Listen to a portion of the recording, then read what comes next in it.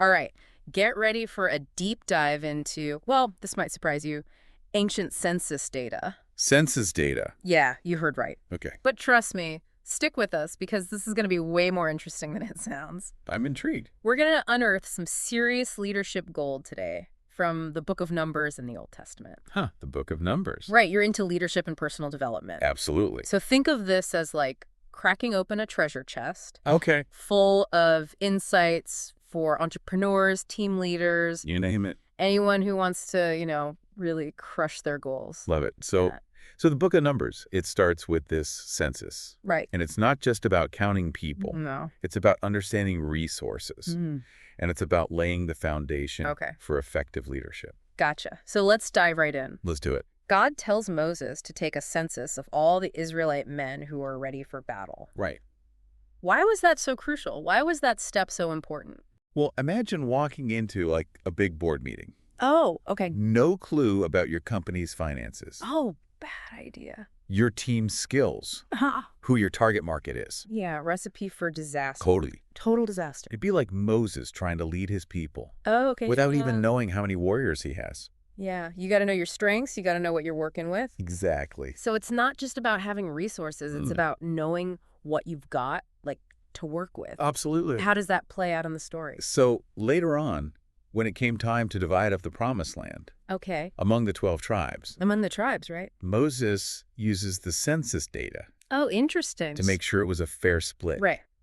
based on each tribe's size. Makes sense. So that's strategic decision-making Right. based on having really good information. Yeah, it's like having a detailed map before you set off on a journey. Exactly. Exactly. And this concept applies to all of us, Yeah. right? Absolutely. So think about your own goals. Okay. What are your strengths? Mhm. What resources do you have at your disposal? Yeah, it's like taking inventory before you start building Exactly. something amazing, right? Right. You need the right materials and you need the right people. For sure. Speaking of the right people, Yeah. Moses didn't handle this massive census all by himself. No, he did not. Did he? He didn't. Yeah. And this leads us to, I think, another really important Okay. leadership lesson. Yeah. Delegation. Delegation. Moses very wisely divided up this task Yeah. among the leaders of the 12 tribes. The 12 tribes, right? So Yeah. even Moses, who had, divine guidance, Right. still recognized how important it was to work as a team and to empower others. Exactly. It wasn't a one-man show. Not at all. Even the most capable leaders Okay. need a strong team to get things done. Yeah, this is so relevant for anyone who's leading anything, really, whether it's a company or even just like a project. Right. You don't have to do everything yourself. Yeah. What are some of the benefits? Right. You see, beyond just freeing up the leader's time? Yeah, beyond just getting stuff off your plate, what else is good about delegation? It's about recognizing the strengths Okay, of your team right. and giving them opportunities to shine. Yeah, that's huge. You empower your team, Mm-hmm. you build their confidence, Right. and you create a more collaborative Yeah. and engaged environment. So it's not just about dividing up tasks. No. It's about leveraging everyone's talents. Right? So you can achieve something bigger than any one person could do alone. It's a beautiful thing. Yeah, it really is. Teamwork makes the dream work, right? Exactly. Teamwork makes the dream work. So we've got this census giving Moses a really clear view of his resources, Right. right? He's delegating tasks Uh-huh. to get things done. Yep. What comes next? Yeah, what's next in this leadership playbook? This census wasn't just about gathering data Okay. for the sake of it. Right. It was part of a bigger plan Okay. to get the Israelites ready To get them ready. for the Promised Land. Yeah, the promised land, right? This highlights the importance Okay. of thinking long-term, Hmm. strategic thinking. Strategic thinking, long-term Yeah. vision. Got it. Yeah. So they weren't just wandering around in the desert. No. They had a destination, right? A goal they were working towards. Yeah, they knew where they were going. So what's your promised land? What are you working towards? That's the question, isn't it? Yeah. What are your big goals? What are you striving for? What are you aiming for? Yeah. That's what we all need to think about. Yeah, and just like any epic journey, you need a roadmap. Absolutely. Break down those big, huge goals into smaller steps. Smaller steps, yeah. Right, those milestones that you got to hit along the way. Exactly. It makes it all feel a lot more manageable. Manageable, achievable, And it keeps you focused, keeps you motivated. It does. It does. It's like building a bridge, stone by stone, you know? Stone by You stone. might not see the other side immediately, Right. but each step takes you closer It does. to your destination. Absolutely. But I'm guessing even with like meticulous planning, things didn't always go smoothly for the Israelites, right? Well, you're right about that. And that brings us to another really important lesson. Okay, let's Even with, a divine plan, Right. meticulous preparation, Yeah. the Israelites hit a few bumps in the road. Yeah, I can only imagine. I mean, Right. leading a massive group of people Wow. through the wilderness For 40 years. for 40 years. Wow, there's bound to be some curveballs there. Oh, yeah. So what does that teach us about leadership today?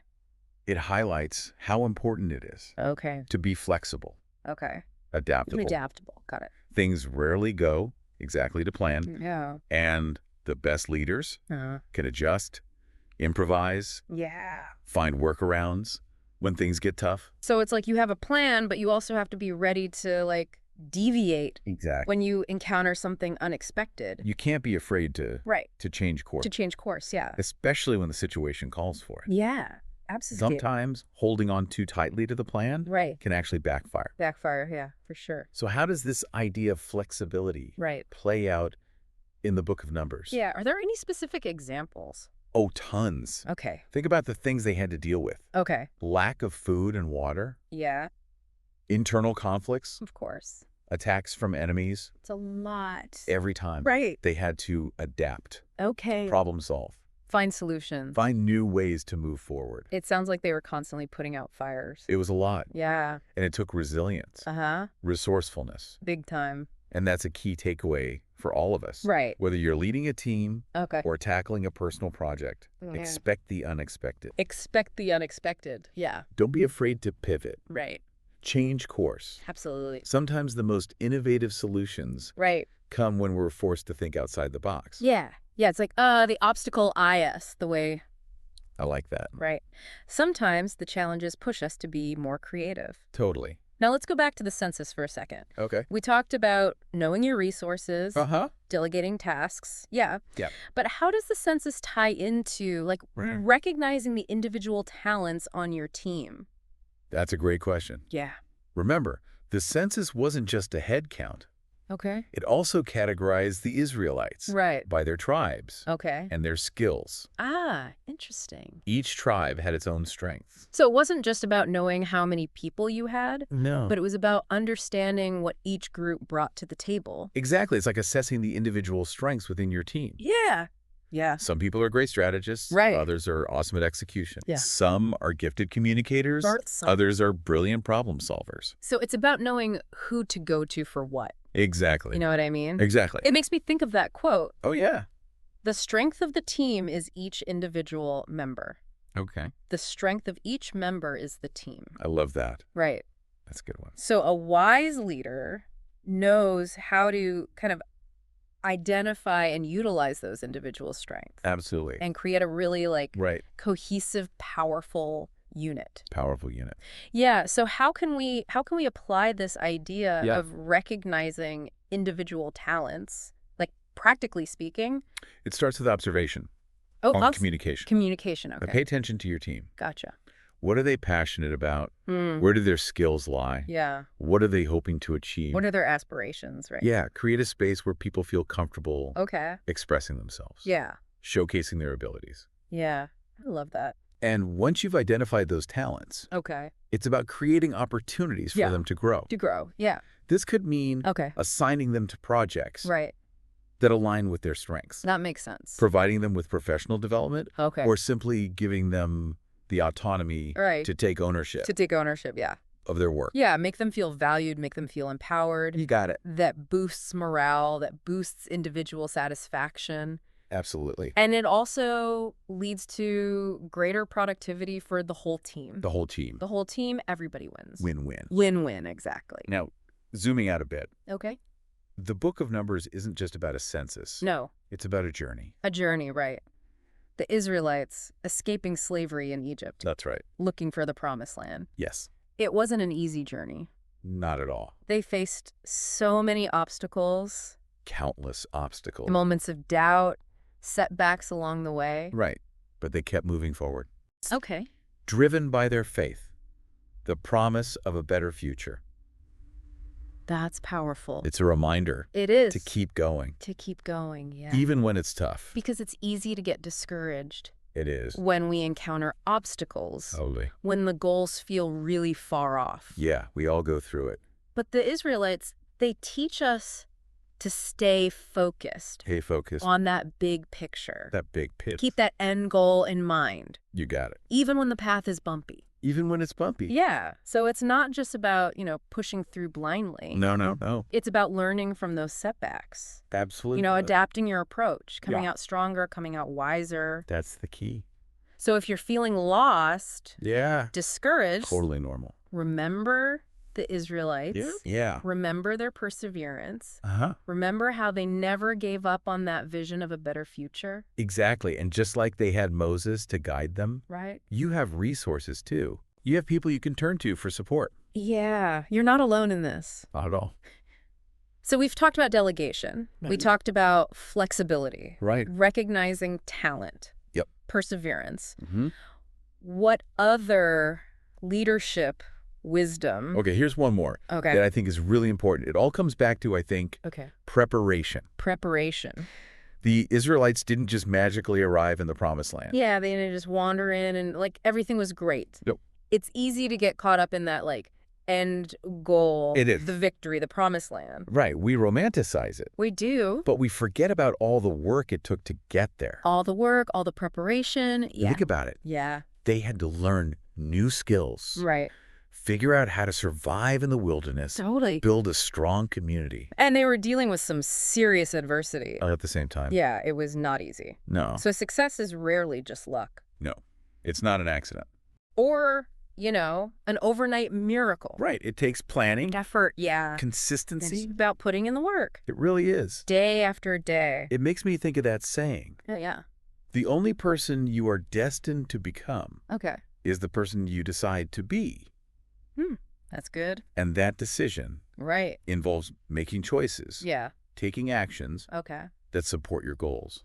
So how can we take this idea of preparation and kind of apply it to our own lives? Well, first, get clear on what you're actually aiming for. Yeah, what does your promised land look like? Exactly. For you, personally or professionally, What are you working towards? What's the vision? Yeah. What's that destination that's going to guide your steps? Exactly. And then break it down. Break it down. What are the smaller steps? Those milestones. Yeah, those milestones. There's no way. So you can turn that huge, seemingly impossible goal into a series of manageable steps. Manageable, achievable. I love that. Right. And remember, preparation also means gathering the resources you're going to need along the way. The resource, Invest in your education. Right. Find mentors. Mentors, yeah. Build your network. That's a good one. Maybe even secure some financial resources. So you're prepared for those challenges. Exactly. Are coming. Because, let's be real. Yeah. Even with the best preparation. Yeah. There will be obstacles. Right. The Israelites, they definitely had their fair share. They did. There will be times when you doubt yourself. Yeah. You face setbacks, you question if you're on the right track. It happens to all of us. It happens to all of us, but that's when the preparation really pays off. Exactly. It's like having that strong foundation that can withstand any storm. It's about building that resilience. Yeah. So you can weather those challenges. The skills, the support system. You've cultivated along the way. Yeah. It all comes together. It does. The Israelites' story, their journey, the struggles, and ultimately their triumph. It's a powerful reminder. It is. To never give up. Never give up. On that vision. Even when things get tough. And to trust the process.